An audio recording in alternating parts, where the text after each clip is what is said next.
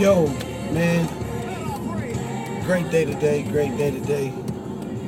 Out headed to pick up the kids today. Yo, man, I've got some great things coming out in Cleveland right now. I don't know if it's hit Twitter yet, but hopefully they put the flyers and everything out. But keep looking out, keep looking out, keep looking out for Fred Graves. October the 12th, gonna be a great day in the city of Cleveland. Yo, I just wanted to just kind of encourage everybody on the day. Just out and just having a great day today. And one of the things that I kind of taught on last night, I taught in the class on last night on knowing the sound and releasing the right sound in your church. And one of the things that I kind of talked about on last night was, I know as worship leaders and musicians, we want to kind of introduce new sounds and new genres of worship. But I believe one of the most important things that we can do to be an effective worship leader or an effective minister of worship is understanding the culture of your church. And as you learn to understand the culture and the history and the foundation of what your church was built on musically, I believe it gives you a better chance to branch out and to do different things. And so one of the things that we taught in our class on last night with Sister Stacy and our book club was understanding the culture of your church is very important.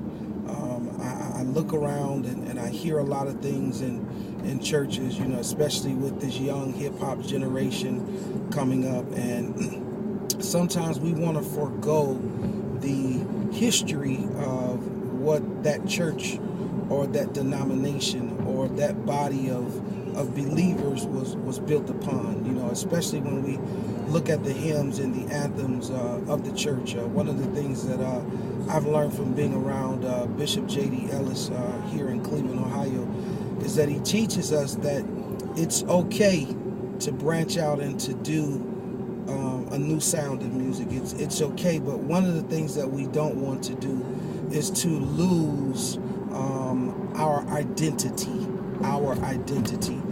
especially when we look at the African American church. We were raised on hymns, and then when you look at just church in general, I don't believe that there's a church in America that was not built on the foundation of a hymn book. So I don't even want to equate just the African American church, but when you look at the church period, I believe that the church was built upon a history of worshipful hymns. So in your learning, get an understanding. Proverbs says, in all thy getting, get an understanding. So I believe that, in many instances, especially in the charismatic church, every now and then we need to go back and pull a hymn. We need to go back and sing Amazing Grace. We need to go back and sing Count Your Blessings. We need to go back and pull out, I'm bound for the promised land. Those hymns, one of the things that I taught on last night is that the reason that our younger generation, I believe, shies away from singing hymns is that they believe that hymns are for older people. The way they heard A Precious Lord Take My Hand saying, most young people that hear Precious Lord Take My Hand, or when I came up, understanding that Thomas Dorsey wrote Precious Lord Take My Hand from the death of his wife. The hymn writer that wrote Amazing Grace was out in the middle of the sea on a ship or in a boat in the middle of a bombing experience. And out of that, he wrote Amazing Grace. But in our generation and in our culture, especially for African Americans, if we want to equate it, we equate those songs sometimes to grief. We equate them to our bondage in slavery. But in singing the hymns, I believe that there is a freshness and there is a fresh sound in singing hymns.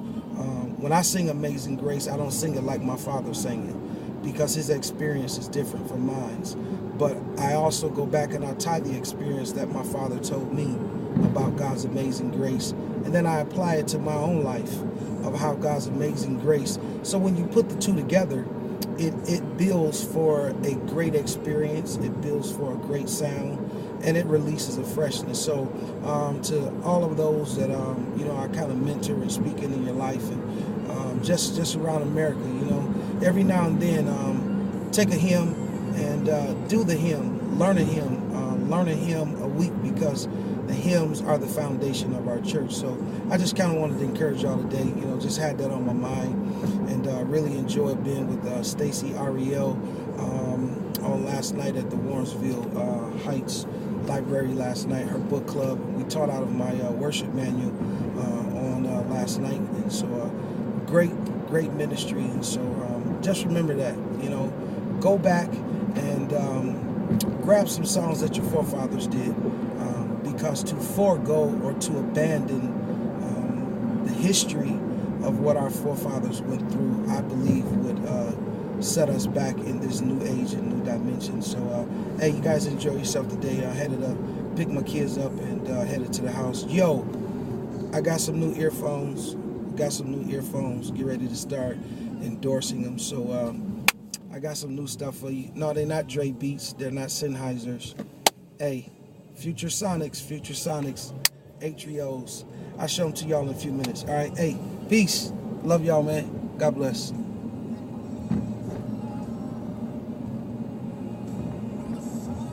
Got that Vashawn going on in the background.